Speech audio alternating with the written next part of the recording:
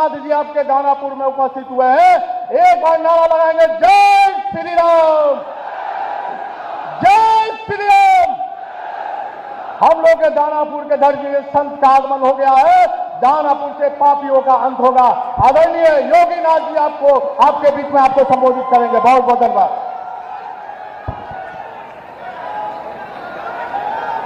भारत माता की, भारत माता की। बहनों और भाइयों, ये बिहार की आवाज नहीं लग रही है, अपनी आवाज को पूरे बिहार तक पहुंचाइए। भारत माता की, भारत माता की, भारत माता की। वंदे वंदे वंदे। सियावर रामचंद्र भगवान की, माता जानकी की, माता जानकी की। नमः पार्वती पतये हर हर।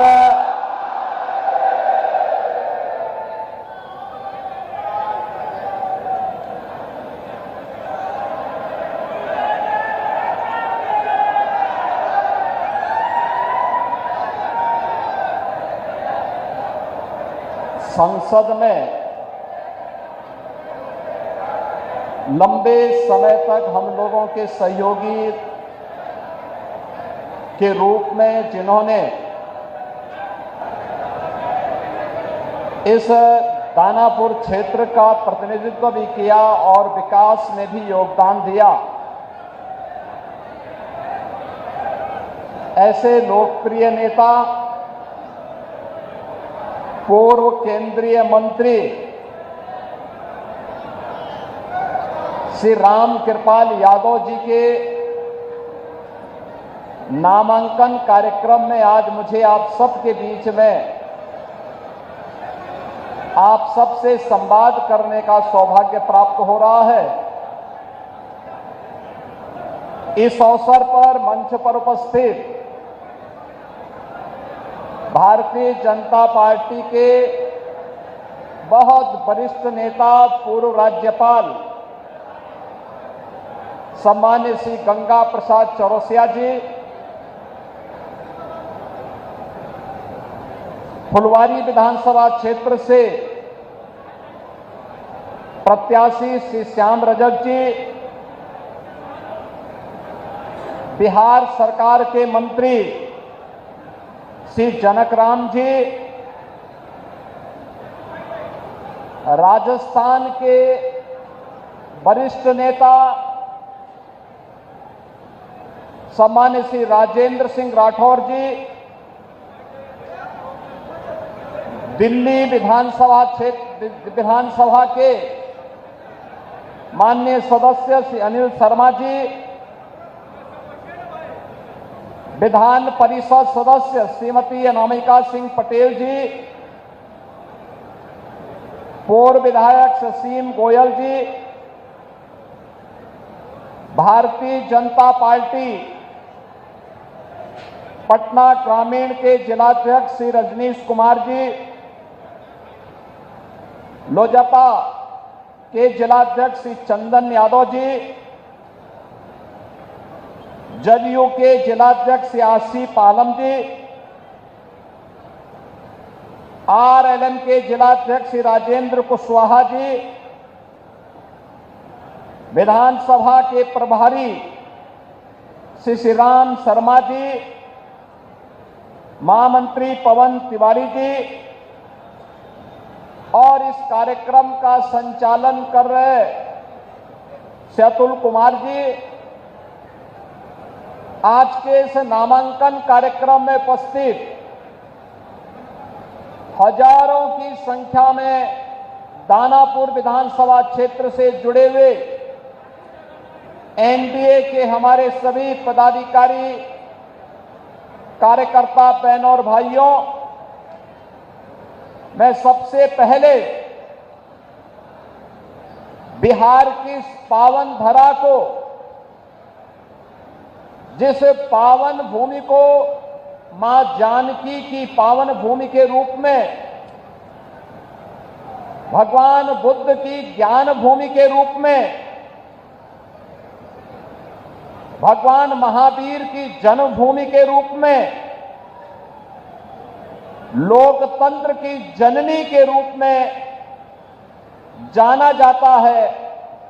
इस पावन धरा को कोटि कोटि नमन करते हुए आप सभी का मैं हृदय से अभिनंदन करता हूं। बहनों और भाइयों, यह मेरे लिए अत्यंत सौभाग्य का विषय है कि दीपावली और छठ महापर्व के पूर्व मुझे अपने पुराने साथी श्री राम कृपाल यादव जी के नामांकन कार्यक्रम में भाग लेकर के दानापुर में आने का अवसर प्राप्त हुआ, क्योंकि दानापुर इसकी अपनी महत्ता है। आप भारत के महान गणतज्ञ और जिनके नाम पर भारत ने अपना उपग्रह छोड़ा था, ऐसे आर्यभट्ट का नाम जानते होंगे। ये दानापुर उनकी जन्मभूमि भी है।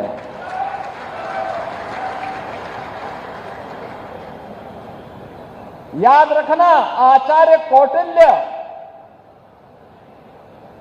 चंद्रगुप्त मौर्य और अशोक महान जैसे महाप्रतापी राष्ट्र शिल्पियों को देने वाला हमारा यह बिहार और गुरु गोविंद सिंह जी महाराज की पावन जन्मभूमि के गुरु गोविंद सिंह जी ने कहा था कि देहु सिंहा पर देहु सिवावर मोही है, शुभ कर्मन ते कबहू न टरो। यानी गुरु गोविंद सिंह जी का यह अमर वाक्य आज भी हर भारतीय को एक नई प्रेरणा प्रदान करते हैं। और ये यहां की धरती इस बात की गवाह है कि गुरु गोविंद सिंह जी महाराज जब पटना साहिब से उनको बाहर जाना हुआ तो पहला पड़ाव यही दानापुर उनका रहा है। बचपन में उनका पहला पड़ाव यही दानापुर बना था। आज उस दानापुर में मुझे भी आने का सौभाग्य प्राप्त हुआ है। बहनों और भाइयों, उत्तर प्रदेश और बिहार का संबंध ये केवल एक संबंध नहीं है, एक साझी विरासत है, एक आत्मा का संबंध है, एक संस्कृति का संबंध है और एक संकल्प का भी संबंध है। ये संबंध उसी प्रकार से टूट है जैसे भगवान राम और मां जानकी का संबंध अटूट है। उसी प्रकार का संबंध उत्तर प्रदेश और बिहार का है। उन संबंधों को मजबूती प्रदान करने की दृष्टि से आज डबल इंजन की सरकार बिहार में फिर से स्थापित हो और डबल इंजन सरकार में बिहार की गति डबल स्पीड से आगे बढ़ती हुई दिखाई दे। जो कार्य पिछले 20 वर्षों में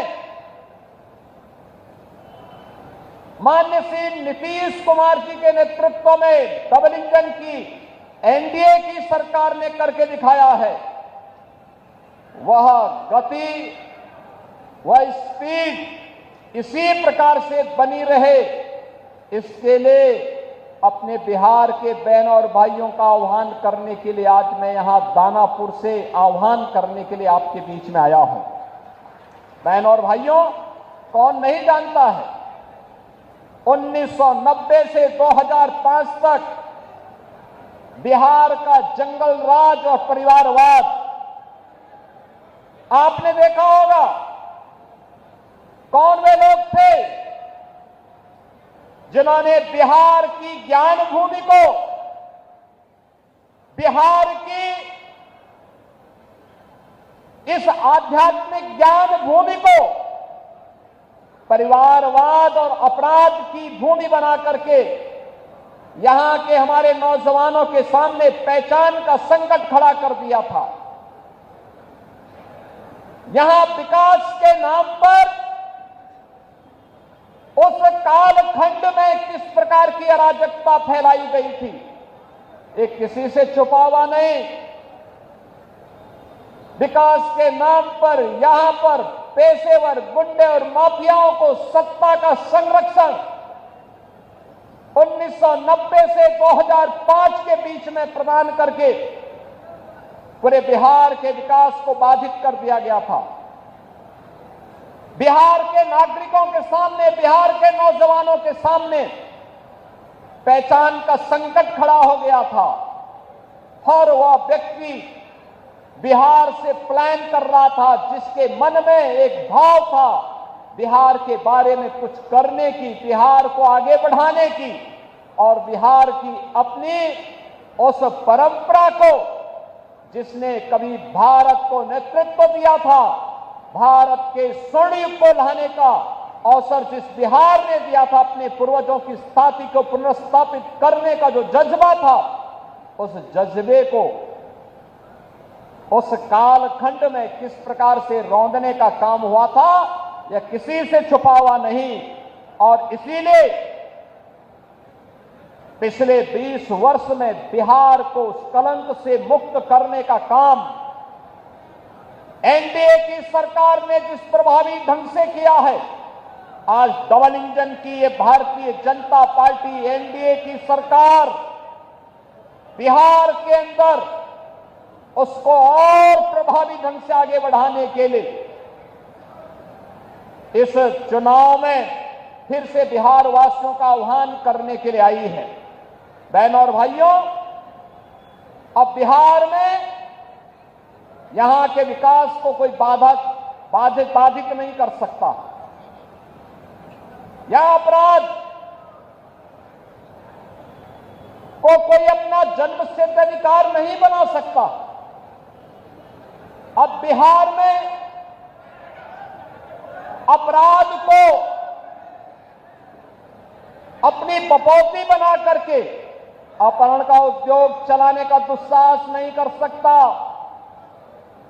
अब तो केंद्र सरकार ने और राज्य सरकार ने मिलकर के विकास के जिन कार्यक्रमों को आगे बढ़ाया है, उन कार्यक्रमों में अब पेशेवर माफिया और अपराधी कहीं बाधक नहीं बन पाएंगे। इस दृष्टि से आज एनडीए की सरकार ने बिहार के अंदर भी प्रभावी भूमिका के साथ कार्य करना प्रारंभ किया है।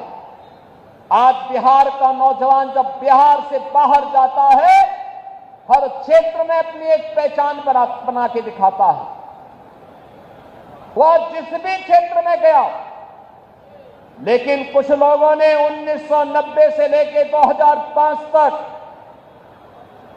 बिहार के नौजवानों की प्रतिभा को कुंद करने का काम किया था, बिहार के सामने पहचान का संकट खड़ा किया था और बिहार इसकी दंश को लंबे समय तक झेलने के लिए मजबूर हुआ था।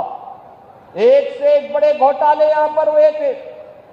जो पैसा यहां के विकास में खर्च होता, नौजवानों के रोजगार पे खर्च होता, बाढ़ जैसी समस्याओं का समाधान करने के लिए, बियरा के ब्रिजेज के निर्माण के लिए, अमृत योजना में जनता को नगरीय क्षेत्र में बुनियादी सुविधा देने के लिए, हर घर नल के माध्यम से शुद्ध पेयजल की आपूर्ति करने में खर्च होता, वह पैसा यहां पर चारा घोटाले जैसे महा घोटालों में खर्च होकर के बिहार के नागरिकों के सामने पहचान के एक संकट को खड़ा कर दिया गया था।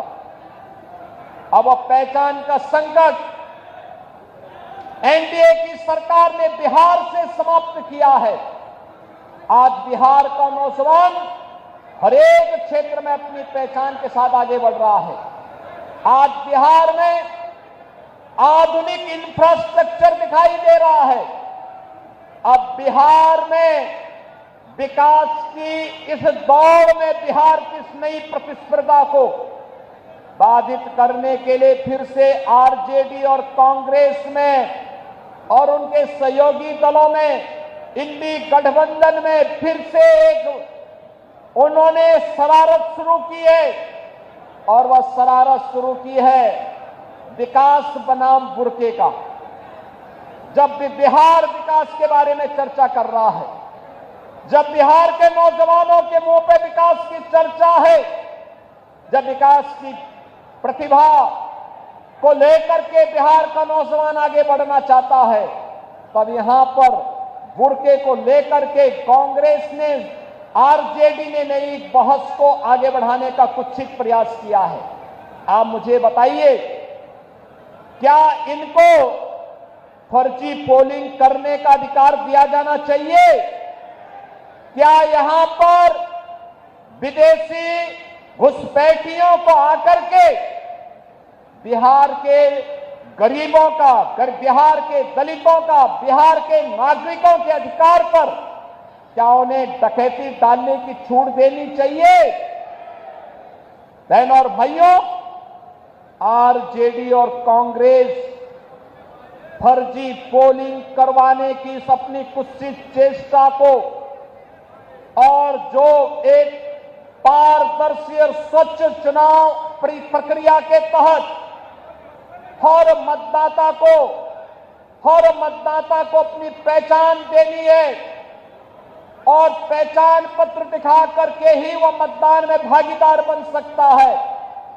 जब इसको आगे बढ़ाने की कार्रवाई के साथ एनडीए की सरकार उसका समर्थन कर रही है, एनडीए के सभी दल उसका समर्थन कर रहे हैं, लेकिन कांग्रेस, आरजेडी और उनके सहयोगी दल कहते हैं नहीं, फर्जी पोलिंग होनी चाहिए। ये तो बिहार के लोगों के हकों पर डकैती करने जैसा है, डकैती डालने जैसा है। ये लोकतंत्र के लिए एक चुनौती है और यही कहने के लिए आज मैं आपसे कहने के लिए आया हूं कि बहनों और भाइयों, बिहार के नागरिकों को, बिहार के नौजवानों को, बिहार के दलितों को, बिहार के वंचितों को, बिहार के नागरिकों को उनके अधिकार से मजबूती के साथ, उस अधिकार में किसी को भी डकैती डालने का अवसर नहीं मिलना चाहिए। यह दिखाने के लिए आज जब चुनाव आयोग मजबूती के साथ आगे बढ़ा है, तब ये लोग दुष्प्रचार का सहारा ले रहे हैं। आप मुझे बताइए, आप दुनिया के अंदर कहीं जाएंगे, आपको अपनी पहचान दिखानी पड़ती है ना। आप कहीं जाते हैं तो आपको उस देश में या वहां पर जाते हैं तो वहां पर आप जाते हैं तो जाकर के आप अपनी पहचान दिखाते हैं, अपनी चेहरा दिखाते हैं। लेकिन ये लोग चाहते हैं कि बिना चेहरा देखे, बिना पहचान पत्र देखे जिसकी मर्जी आए वो वोट डाल दे। और इसीलिए तो ये चाहते हैं कि ईवीएम मशीन न रहे। ये चाहते हैं कैसे पहले मतदाता पत्रों की चोरी करके, जबरदस्ती छिनैती करके, डकैती डाल करके ये लोग जबरदस्ती मतदान करके एक गरीब के हक पर डकैती डालते थे। आज भी आरजेडी कांग्रेस उसी अपने कालखंड की ओर ले जाने का कुत्सित प्रयास कर रही है। उन स्थितियों में हर मतदाता को जागरूक होकर करी मतदान करने के लिए अपने आप को तैयार होने के लिए आगे आना होगा। बहनों और भाइयों, दिल्ली में प्रधानमंत्री मोदी जी के नेतृत्व में और बिहार में एनडीए के नेता और बिहार के मुख्यमंत्री नीतीश कुमार जी के नेतृत्व में आज बिहार विकास की नित नई ऊंचाइयों को प्राप्त कर रहा है। आज बिहार में विकास भी है, विरासत भी है। जो लोग कहते थे कि अयोध्या में राम मंदिर नहीं बन पाएगा। आज आप देख रहे होंगे, जब बिहार का राम भक्त बिहार से जाता था नारा लगाते हुए, कहते हुए जाता था कि रामलला हम आएंगे, मंदिर वहीं बनाएंगे, तब एक कांग्रेस और आरजेडी के लोग कहते थे क्या ये संभव कर पाएंगे क्या? प्रश्न करते थे। बिहार के चुनाव में हम लोग आते थे, हमसे पूछा जाता था क्या राम मंदिर बन पाएगा? हम कहते थे जरूर बनेगा। तब भी हम कहते थे जरूर बनेगा। और बहनों और भाइयों, आज अयोध्या में तो भगवान राम का भव्य मंदिर का निर्माण कार्य पूरा हो चुका है, रामलला विराजमान हो चुके हैं। लेकिन अब बिहार में भी मां जानकी का मंदिर बन रहा है। लगभग 900 करोड़ रुपए की लागत से बिहार में भी वह कार्य प्रारंभ हो गया है। यही है विरासत, यही है विरासत, यही है हमारी विरासत। हम राम, भगवान राम और मां जानकी की इस परंपरा पर भी गौरव की अनुभूति करते हैं। हमें चंद्रगुप्त मौर्य, भगवान बुद्ध और चाणक्य की परंपरा पर भी गौरव की अनुभूति होती है। यह बिहार की वो भूमि है जब कांग्रेस ने लोकतंत्र के गले को घोटने का काम किया था, तब यही बिहार उठ खड़ा हुआ था। यहां का नौजवान खड़ा हो गया था। सरदेव जयप्रकाश जी के नेतृत्व में यही पटना में उन्होंने हुंकार भरी थी और कहा था कि देश के लोकतंत्र का गला घोंटने का अधिकार किसी को भी नहीं देंगे।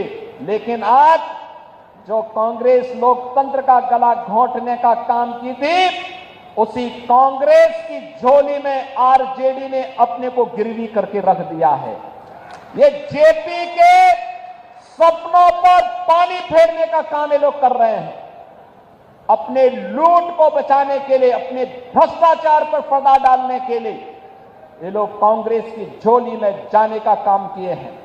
बहनों और भाइयों, हम सबको बिहार, जिसने दुनिया को लोकतंत्र का पाठ पढ़ाया था, वैशाली का गणतंत्र उसका उदाहरण है।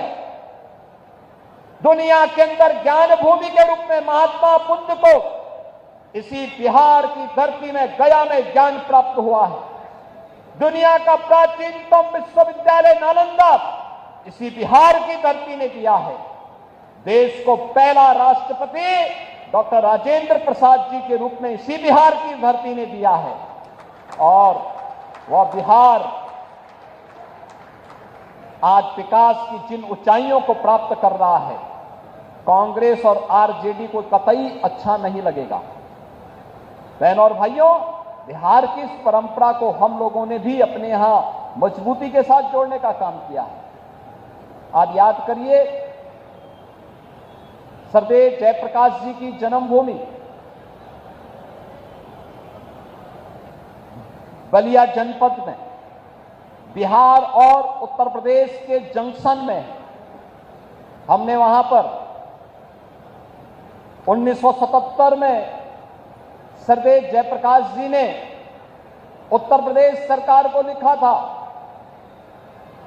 कि वहां के चिकित्सालय का नामकरण अगर हो सके तो उनकी धर्मपत्नी के नाम पर करवा देना। लेकिन समाजवादी पार्टी ने उत्तर प्रदेश के अंदर नहीं किया, कांग्रेस ने नहीं किया। लेकिन जब उत्तर प्रदेश में हमारी सरकार आई, उत्तर प्रदेश में डबल इंजन की भाजपा की सरकार आई, हमने सबसे पहला काम किया, जयप्रकाश जी के जन्मभूमि में बने हुए चिकित्सालय को भव्य स्वरूप देकर के उनकी धर्मपत्नी के नाम पर उस चिकित्सालय का नामकरण किया है। उनकी जन्मभूमि को बेहतरीन कनेक्टिविटी के साथ जोड़ा है। सरदेव जयप्रकाश जी का भव्य स्मारक बनाया है।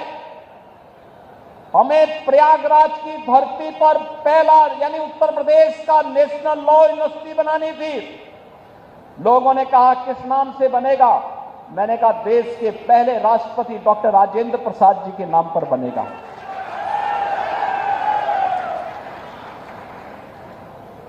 अयोध्या की कनेक्टिविटी कहां की होनी चाहिए? हमने कहा पहली कनेक्टिविटी उत्तर प्रदेश की अयोध्या की सीतामढ़ी के लिए होनी चाहिए और हम लोगों ने उसको राम जानकी मार्ग के रूप में, उसे 4 लेन के रूप में हम लोग उसको मजबूती के साथ आगे बढ़ाने का काम कर रहे हैं।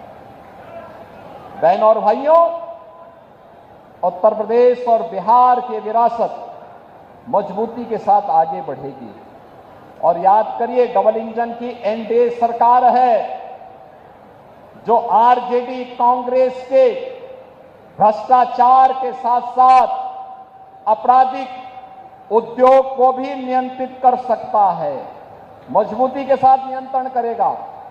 आपने देखा होगा उत्तर प्रदेश में माफिया तो जहन्नुम की यात्रा में जा चुके हैं। उत्तर प्रदेश में बड़े बड़े जो दुर्दांत अपराधी पहले अपने आप को छाती ठोक करके अपहरण उद्योग में लिप्त थे, आरजेडी के ही पार्टनर वहां पर भी इस अराजकता को फैलाते थे। आज उनकी क्या दुर्गति हो रही है और हम लोगों ने तो इनकी प्रॉपर्टी को भी जब्त करके गरीबों के लिए आवास बनाने प्रारंभ कर दिए। सबके आवास, हर गरीब को आवास। मोदी जी प्रधानमंत्री आवास दे रहे हैं। देश के अंदर उन्होंने करोड़ों लोगों को आवास दिया, 4 करोड़ लोगों को आवास दे दिया। ये काम कांग्रेस भी तो कर सकती थी। 12 करोड़ गरीबों के घर में शौचालय बना दिए। 10 करोड़ से भी गरीबों को उज्ज्वला योजना के कनेक्शन दे दिए। 50 करोड़ गरीबों को आयुष्मान भारत की 5 लाख रुपए की स्वास्थ्य बीमा का प्रतिवर्ष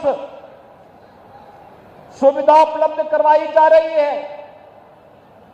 देश के अंदर 80 करोड़ गरीबों को कोविड कालखंड से लेकर के लगातार 29 तक फ्री में राशन की सुविधा का लाभ दिया जा रहा है।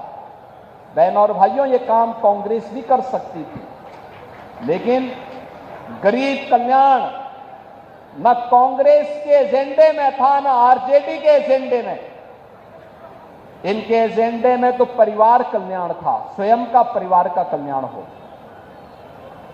इनके एजेंडे में कांग्रेस का भी परिवार का कल्याण था और आरजेडी के भी एजेंडे में वही परिवार कल्याण था।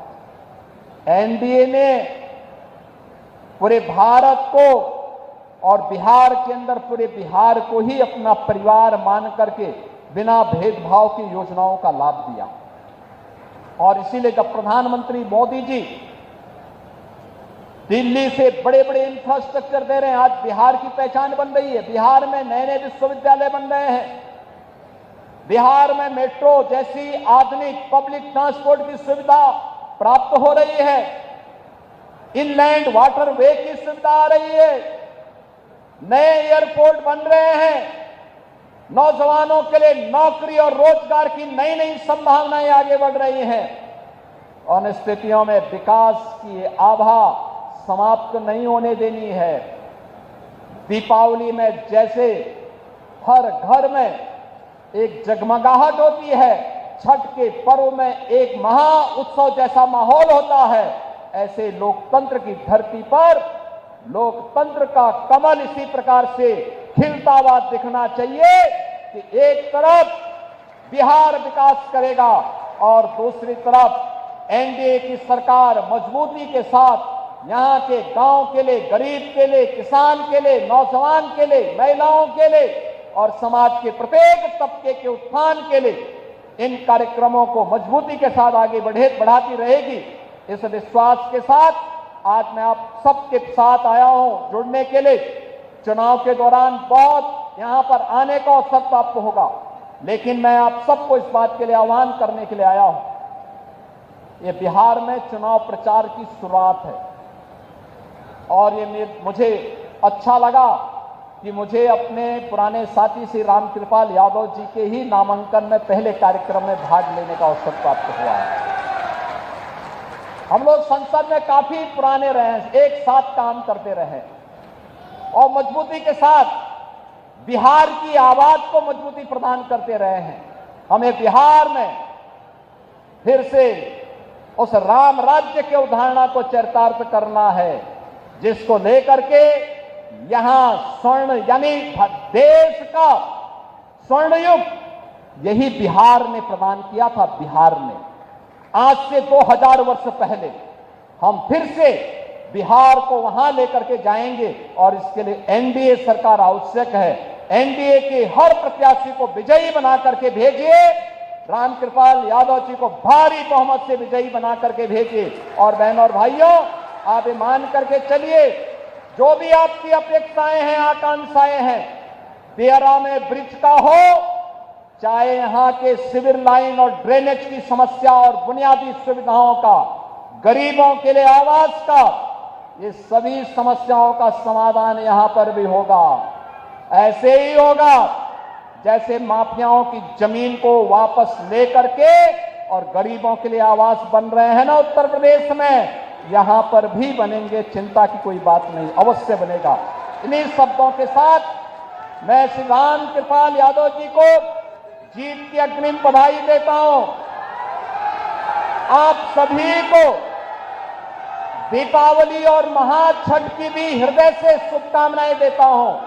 छठी माई से यही प्रार्थना है कि आपके घर में, आपके परिवार में वह इसी प्रकार से उत्सव और मंगल का माहौल बनाती रहे, आप सबके जीवन में इसी प्रकार से खुशहाली आती रहे। इस विश्वास के साथ मैं अपनी वाणी को देता हूं विराम। मेरे साथ बोलेंगे जय जय श्री राम। दानापुर विधानसभा क्षेत्र से जुड़े हुए एनडीए के हमारे सभी पदाधिकारी, कार्यकर्ता, बहनों और भाइयों, मैं सबसे पहले